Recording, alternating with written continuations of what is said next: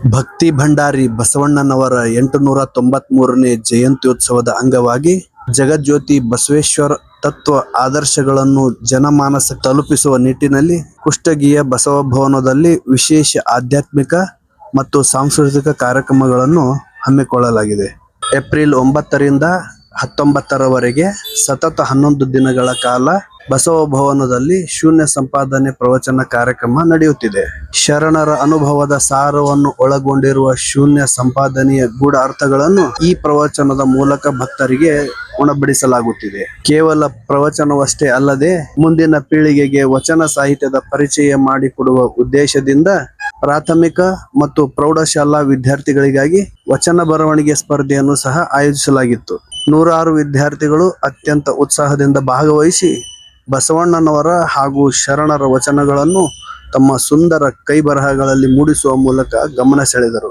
ಸ್ಥಳೀಯ ಮುಖಂಡರು ಮತ್ತು ಬಸವ ಸಮಿತಿಯ ಪದಾಧಿಕಾರಿಗಳ ನೇತೃತ್ವದಲ್ಲಿ ನಡೆಯುತ್ತಿರುವ ಈ ಕಾರ್ಯಕ್ರಮವು ಕುಷ್ಟಗಿ ತಾಲೂಕಾದ್ಯಂತ ಧಾರ್ಮಿಕ ಜಾಗೃತಿಯನ್ನು ಮೂಡಿಸುತ್ತಿದೆ. ಏಪ್ರಿಲ್ 19ರವರೆಗೆ ನಡೆಯಲಿರುವ ಈ ಜ್ಞಾನ ದಾಸೋಹದಲ್ಲಿ ಸಾರ್ವಜನಿಕರು ಹೆಚ್ಚಿನ ಸಂಖ್ಯೆಯಲ್ಲಿ ಪಾಲ್ಗೊಳ್ಳಬೇಕೆಂದು ಆಯೋಜಕರು ರಣಗಲ್ ಸುದ್ದಿವಾಹಿನಿ ಮುಖಾಂತರ ವಿನಂತಿಸಿದ್ದಾರೆ. ಬಸವಲಿಂಗಾಯ ನಮಃ. 893ನೇ ಬಸವ ಜಯಂತ್ಯೋತ್ಸವದ ನಿಮಿತ್ತವಾಗಿ ಬಸವ ಸಮಿತಿ ಹಾಗೂ ಜಾಗತಿಕ ಲಿಂಗಾಯತ ಮಹಾಸಭಾದ ಸಹಯೋಗದಲ್ಲಿ ವಚನ ಕಂಠಪಾಠ ಬರವಣಿಗೆ ಸ್ಪರ್ಧೆಯನ್ನು ನಾವು ಪ್ರತ್ಯೇಕವಾಗಿ ಅಂತ ಹೇಳಿದರೆ ಪ್ರಾಥಮಿಕ ವಿಭಾಗಕ್ಕೆ ಮತ್ತು ಪ್ರೌಢ ವಿಭಾಗಕ್ಕೆ ಈ ವಚನ ಬರವಣಿಗೆ ಕಂಠಪಾಠ ಸ್ಪರ್ಧೆಯನ್ನು ಇಟ್ಟಿದ್ದೇವೆ. ಇದರಲ್ಲಿ ಪ್ರಥಮ ಬಹುಮಾನ ಬಂದಂತಹ ಮಕ್ಕಳಿಗೆ ಎರಡೂ ವಿಭಾಗ ಕೂಡ 5,001 ರೂಪಾಯಿ, ದ್ವಿತೀಯ ವಿಭಾಗಕ್ಕೆ 3,001 ರೂಪಾಯಿ, ತೃತೀಯ ವಿಭಾಗಕ್ಕೆ 1,501 ರೂಪಾಯಿಗಳನ್ನು ಪ್ರಾಯೋಜಕರು ಕೊಡ್ತಾ ಇದ್ದಾರೆ.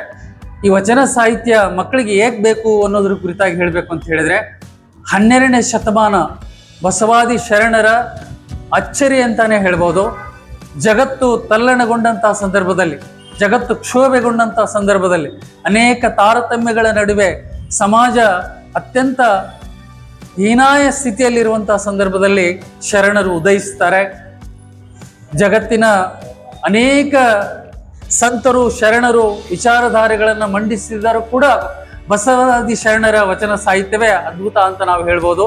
ಅತ್ಯಂತ ಸರಳವಾದ ಭಾಷೆಯಲ್ಲಿ, ಸುಲಲಿತವಾದ ಭಾಷೆಯಲ್ಲಿ ವಚನಗಳನ್ನು ರಚನೆ ಮಾಡಿ ಮಕ್ಕಳ ಹಾಗೂ ಜಗತ್ತಿನ ಎಲ್ಲ ಅಂತರಂಗದ ಕೊಳೆಯನ್ನು ತೊಳಿಲಿಕ್ಕೆ ವಚನ ಸಾಹಿತ್ಯ ನಮಗೆ ಸಕಾಲಿಕ ಅಂತಾನೆ ಹೇಳ್ಬೋದು. ಮಕ್ಕಳಲ್ಲಿ ವಚನ ಪ್ರಜ್ಞೆ ಏಕೆ ಬೇಕು ಅಂತ ಹೇಳಿದ್ರೆ, ಇವತ್ತು ಸಂಸ್ಕಾರ ಕಡಿಮೆ ಆಗ್ತಾ ಇದೆ ಮಕ್ಕಳಲ್ಲಿ.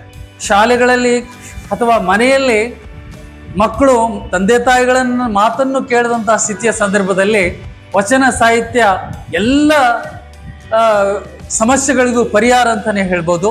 ವಚನ ಸಾಹಿತ್ಯ ಯಾಕೆ ಪರಿಹಾರ ಅಂತ ಹೇಳಿದ್ರೆ, ಅತ್ಯಂತ ಸರಳವಾದ ವಚನಗಳ ಮೂಲಕ ಮಕ್ಕಳ ಅಂತರಂಗದ ಅರಿವಿನ ಮಾರ್ಗವನ್ನು ಕಂಡುಕೊಳ್ಳಿಕ್ಕೆ, ಸಂಸ್ಕಾರದ ಚೌಕಟ್ಟಿನೊಳಗ ಮಕ್ಕಳು ಬೆಳೀಲಿಕ್ಕೆ ಈ ವಚನ ಸಾಹಿತ್ಯ ಇವತ್ತು ಅತ್ಯಂತ ಪ್ರಸ್ತುತ ಅಂತ ಹೇಳಲಿಕ್ಕೆ ಬಯಸ್ತಾ ಇದ್ದೇನೆ. ಮಕ್ಕಳಲ್ಲಿ ಇವತ್ತು ಮೊಬೈಲ್ಗಳು ಜಾಸ್ತಿ ಆಗ್ತಾ ಇದೆ, ಅದು ಇವತ್ತು ಹೋಗಬೇಕು. ಅಧ್ಯಯನ ಪ್ರವೃತ್ತಿ ಜಾಸ್ತಿ ಆಗಬೇಕು, ಬಸವ ಪ್ರಜ್ಞೆ ಬೆಳಿಬೇಕು, ಶರಣರ ವಿಚಾರಧಾರೆಗಳು ಜಗತ್ತಿನಾದ್ಯಂತ ಹರಡಬೇಕು ಅನ್ನೋ ನಿಟ್ಟಿನಲ್ಲಿ ತಾಲೂಕು ಮಟ್ಟದ ವಚನ ಸ್ಪರ್ಧೆಯನ್ನು ನಾವು ಏರ್ಪಡಿಸಿದ್ದೇವೆ ಸರ್. ಮೇಲಿನೂ ಕೂಡ ಹೈಸ್ಕೂಲ್ ವಿಭಾಗದಲ್ಲಿ ಮಾಡ್ತಾ ಇದ್ದೇವೆ, ಕೆಳಗಿನ ಪ್ರಾಥಮಿಕ ವಿಭಾಗದಲ್ಲಿ ಆ ಕಾರ್ಯಕ್ರಮವನ್ನು ಹಮ್ಮಿಕೊಂಡಿದ್ದೇವೆ. ಇದರ ಉದ್ದೇಶ ತಮಗೆಲ್ಲ ಗೊತ್ತಿದೆ.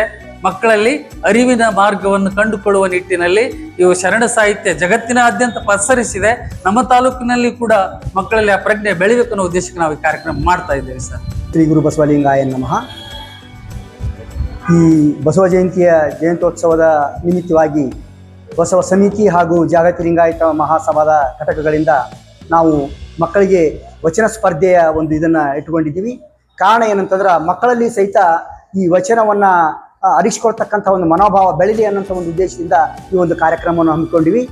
ಹಿಂದೆ ಏನು ಒಂದು ಪರಿಸ್ಥಿತಿ ಈ ಜಗತ್ತಿನೊಳಗಿತ್ತು ಅನ್ನೋದಂದ್ರೆ, ಆ ಕಾಲದೊಳಗೆ ಸಂಸ್ಕೃತನ ಒಂದು ದೇವ ಭಾಷೆ, ಅದರೊಳಗನ ಅವನ್ನೆಲ್ಲ ಬರಿಬೇಕು ಅನ್ನೋಂಥ ಒಂದು ಸಾಹಿತ್ಯ ಬರೆದು ಜನಸಾಮಾನ್ಯರಿಗೆ ಅದರ ಒಂದು ತಿರುಳು ಮುಟ್ಟದೆ ಹೋಗಿತ್ತು. ಆ ಕಾರಣದಿಂದ ಬಸವಾದಿ ಶರಣರು 12ನೇ ಶತಮಾನದೊಳಗೆ ಅಚ್ಚುಕನ್ನಡದಲ್ಲಿ ನಮ್ಮ ಆಡು ಭಾಷೆಯೊಳಗೆ ಈ ವಚನ ಸಾಹಿತ್ಯವನ್ನು ಬರೆದರು. ಅದರೊಳಗೆ ಎಲ್ಲ ಥರದ ವೇದ ಉಪನಿಷತ್ತಿನೊಳಗೆ ಏನಿತ್ತು ಅದಕ್ಕಿಂತ ಹೆಚ್ಚಿನ ಜ್ಞಾನವನ್ನು ಅವರು ಇದರೊಳಗೆ ಕೊಟ್ಟಾರ. ಅಂಥ ಒಂದು ಜ್ಞಾನ ಈ ಎಲ್ಲ ಮಕ್ಕಳಿಗೆ ಮುಟ್ಲಿ ಅನ್ನೋಂಥ ಉದ್ದೇಶದಿಂದ ನಾವು ಈ ಒಂದು ಕಾರ್ಯಕ್ರಮ ಹಮ್ಮಿಕೊಂಡಿವಿ. ಪ್ರತಿನಿತ್ಯ ನಮ್ಮ ಈ ಬಸವ ಭವನದೊಳಗೆ ಈ ಏಪ್ರಿಲ್ 9ರಿಂದ 20ರವರೆಗೆ ಸಾಯಂಕಾಲ 6:30ರಿಂದ ವಚನ ಶೂನ್ಯ ಸಂಪಾದನೆಯ ವಿಷಯವಾಗಿ ಇಲಕಲ್ಲಿನ ಅನ್ನದಾನೇಶ್ವರ ಶಾಸ್ತ್ರಿಗಳು ಪ್ರವಚನವನ್ನು ಮಾಡ್ತಾರೆ. ಆ ಪ್ರವಚನದೊಳಗೆ ಶಿಕ್ಷಕರು ಮತ್ತು ಎಲ್ಲ ಮಕ್ಕಳು ಆಸಕ್ತಿ ಇದ್ದಂಥವ್ರು ಭಾಗವಹಿಸಿರಿ. ಇದು ಎಲ್ಲರಿಗೂ ಮುಟ್ಲಿ ಅಂತ ಹೇಳಿ ನಮ್ಮ ಆಸೆ ಐತೆ. ಅದು ಸಕ್ಸಸ್ ಆಗಲಿ ಅಂತ ಹೇಳಿ ನಾನು ವಿಚಾರ ಮಾಡ್ತೀನಿ. ಇವತ್ತು ವಚನ ಬರೆಯುವಂಥ ಸ್ಪರ್ಧೆ ಇದು 893ನೆಯ ಬಸವ ಜಯಂತಿಯ ಪ್ರಯುಕ್ತವಾಗಿ ಬಸವ ಸಮಿತಿ ಕುಷ್ಟಗಿಯವರು ನಡೆಸಿರುವಂಥ ಪ್ರಾಥಮಿಕ ಮತ್ತು ಪ್ರೌಢಶಾಲಾ ವಿದ್ಯಾರ್ಥಿಗಳಿಗಾಗಿ ವಚನಗಳನ್ನು ಬರೆಯುವಂಥ ಒಂದು ಸ್ಪರ್ಧೆಯನ್ನು ಏರ್ಪಡಿಸಲಾಗಿದೆ. ಈ ಒಂದು ವಚನ ಸ್ಪರ್ಧೆಯಲ್ಲಿ ಭಾಗವಹಿಸಿದಂಥ ಮಕ್ಕಳಿಗೆ ಪ್ರಥಮ ಬಹುಮಾನವಾಗಿ ಪ್ರೌಢಶಾಲಾ ವಿದ್ಯಾರ್ಥಿಗಳಿಗೂ ಮತ್ತು ಪ್ರಾಥಮಿಕ ಶಾಲಾ ವಿದ್ಯಾರ್ಥಿಗಳಿಗೂ ಪ್ರಥಮ ಬಹುಮಾನ 5,001 ರೂಪಾಯಿ ಇದೆ. ಅದೇ ರೀತಿ ದ್ವಿತೀಯ ಬಹುಮಾನವಾಗಿ 3,001 ಇದೆ.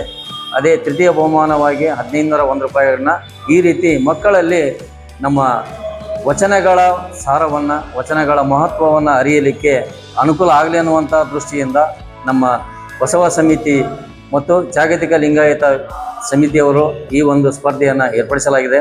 ಈ ಸ್ಪರ್ಧೆಯಲ್ಲಿ ಭಾಗವಹಿಸಿದಂಥ ಸುಮಾರು 200ರಿಂದ 300 ವಿದ್ಯಾರ್ಥಿಗಳು ಭಾಗವಹಿಸಿರುವಂಥ ಒಂದು ಸಂದರ್ಭವನ್ನು ನಾವು ಈಗ ನೋಡ್ತಾ ಇದ್ದೀವಿ. ಎಲ್ಲ ಮಕ್ಕಳಿಗೂ ಕೂಡ ಆ ವಚನಗಳ ಸಾರವನ್ನು ಅರಿಯಲಿಕ್ಕೆ ಮತ್ತು ಶರಣರ ಬಗ್ಗೆ ಅರಿವನ್ನು ಮೂಡಿಸಿಕೊಳ್ಳುವಂಥ ಒಂದು ಮಹತ್ವಪೂರ್ಣವಾಗಿರುವಂಥ ವಿಷಯವನ್ನು ನಮ್ಮ ಬಸವ ಸಮಿತಿ ಕುಷ್ಟಗಿಯವರು ಅನುಕೂಲ ಮಾಡಿಕೊಟ್ಟಿದ್ದಾರೆ ಅಂತ ಹೇಳ್ತಾ ನಮ್ಮೆಲ್ಲರಿಗೂ ನಮಸ್ಕಾರ, ಧನ್ಯವಾದ. 893ನೇ ಬಸವ ಜಯಂತಿ ಉತ್ಸವ ಅಂಗವಾಗಿ ಬಸವ ಸಮಿತಿ ಕುಷ್ಟಗಿ ಮತ್ತು ಜಾಗತಿಕ ಹಿಂದೂ ಮಹಾಸಭೆಯ ಸಹಯೋಗದಲ್ಲಿ ಶೂನ್ಯ ಪೀಠದ ಬಸವ ತತ್ವ ಅನ್ನೋ ಕಾರ್ಯಕ್ರಮವನ್ನು ಏಪ್ರಿಲ್ 9ರಿಂದ ಏಪ್ರಿಲ್ 20ರವರೆಗೆ ಪ್ರವಚನ ಕಾರ್ಯಕ್ರಮ ಹಾಕಿಕೊಳ್ಳಲಾಗಿದೆ. ಅದೇ ರೀತಿ ಇವತ್ತು ಅಂದರೆ 12/4/2026 ರವಿವಾರದಂದು ಪ್ರೌಢಶಾಲಾ ಮಕ್ಕಳು ಮತ್ತು ಈ ಪ್ರೈಮರಿ ಸ್ಕೂಲ್ ವಿದ್ಯಾರ್ಥಿಗಳಿಗಾಗಿ ವಚನ ಕಂಠಪಾಠ ಸ್ಪರ್ಧೆ.